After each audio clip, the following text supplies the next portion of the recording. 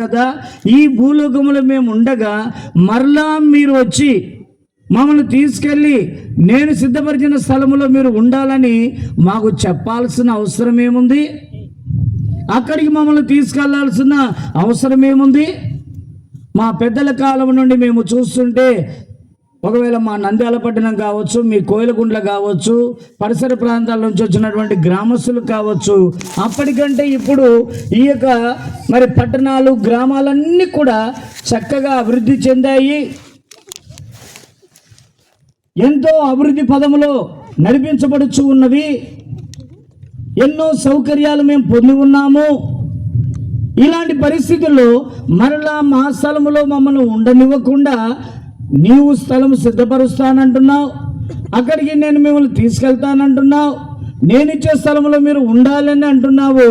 ఎందుకయ్యా అని ఎవరైనా అంటే, మనకు తెలియనిది ఆయనకు తెలిసింది. ఒక మాట మనం చదువుకుందాం. పేతురు రాసిన 2వ పత్రిక 3వ అధ్యాయము 10 నుంచి 12 వచ్చిన భాగాలు చదువుకుందాం. పేతురు రాసిన 2వ పత్రిక 3వ అధ్యాయము 10 నుంచి 12 వచ్చిన భాగాలు మనం చదువుకుందాం. అయితే ప్రభు దినము దొంగ వచ్చినట్టుగా వచ్చును.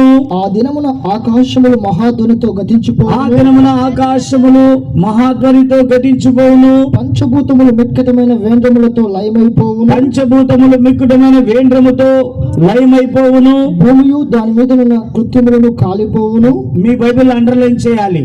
భూమియు దాని మీద ఉన్నటువంటి కృత్యములు ఏమైపోవును? కాలిపోవును. ఇవన్నీ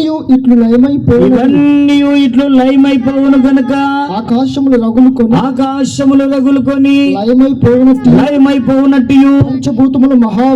పంచభూతములు మహావేంద్రముతో కరిగిపోవునట్టు దేవుని దినపు